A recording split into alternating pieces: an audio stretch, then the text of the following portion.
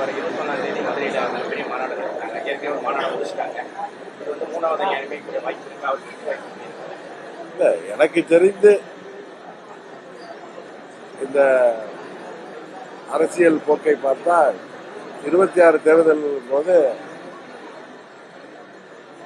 4 முனை போட்டியாக இருக்கலாம் என்று நினைக்கிறேன். சிவகங்கை சட்டமன்ற தொகுதியில் அம்மா மக்கள் தொகுதியில் தனித்து போட்டியிட்ட பொழுது அதிகமான பெருவாரியான வாக்குகள் வாங்கிங்க. இந்த தடவை ஒரு கூட்டணியில் இருக்கிறீங்க. சிவகங்கை சட்டமன்ற தொகுதி கேட்க வாய்ப்பு இருக்கிறதா? அதாவது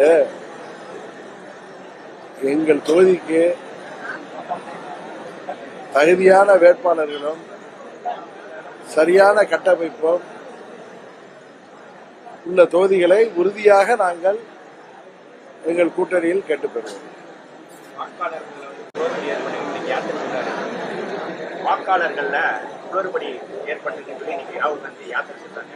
அதுக்கு வந்து தேர்தல் ஆணையம் குளறுபடி இல்லை அப்படின்னு அவர்கள் சொல்றாங்க. ஆனா இது வந்து தமிழக இந்தியாவுக்கு பெரிய பரபரப்பா பேசப்பட்டிருக்கு. ஒவ்வொரு தொகுதியிலையும் அது போல குளறுபடிகள் இருந்தால் அது தேர்தல் ஆணையத்தில் இன்னும் தேர்தலுக்கு கால அவகாசம் இருக்கு. வர்ற ஜனவரி மாதம் வரை வாக்காளர் பட்டியல் திருத்தம்லாம் நடக்கும். அதனால குளறுபடிகளை அரசியல் எந்த அரசியல் கட்சிகள் எல்லாம் இது போல குளறுபடிகள் நடந்திருக்கிறது என்பதை கண்டறிகிறார்களோ தேர்தல் ஆணையத்தில் அதை முறையிட்டு யாருக்கெல்லாம் வாக்காளர் பட்டியலில் இருந்து நீக்கப்பட்டிருக்கிறதோ அவர்களுக்கு மீண்டும் வாக்காளர் பட்டியலில் வாக்காளர் அவர்கள் தேர்தலில் வாக்களிக்கின்ற விதமாக அவர்களுக்கு அந்த முறையாக அதை பெற்றுத் தருவதற்கு அரசியல் கட்சிகள் முன்வர வேண்டும்.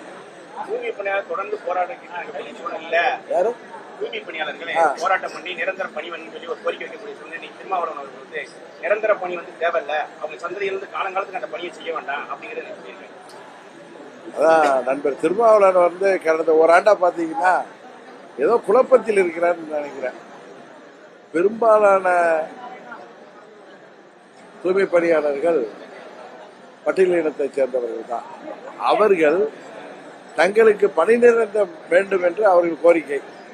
உங்களுக்கு அது வேண்டாம் என்று சொல்வது ஆளுங்கட்சி கூட்டணியில் இருக்கிறதுனால அதை தட்டி கேட்க முடியாமல் இப்படி ஒரு பதிலை அவர் சொல்வதாகத்தான் நான் நினைக்கிறேன். முதலமைச்சர் இங்க வந்து சுற்றுப்பயணம் செய்தாரு. வாரம் வாரம் ஏதாவது ஒரு பட்டாசு ஆலையில விபத்து உயிரிழப்புகள் ஏற்படுவது உண்மையிலேயே வருந்தத்தக்க நிகழ்வு. ஆட்சியர்கள், குறிப்பாக மாவட்ட ஆட்சியர்கள், அதிகாரிகள், அரசாங்கம் இது போன்ற உயிரிழப்புகள் ஏற்படாமல், விபத்துக்கள் ஏற்படாமல் சரியான ஒரு திட்டத்தை வகுத்து செயல்பட வேண்டும் என்பதுதான் எல்லோருடைய விருப்பம்.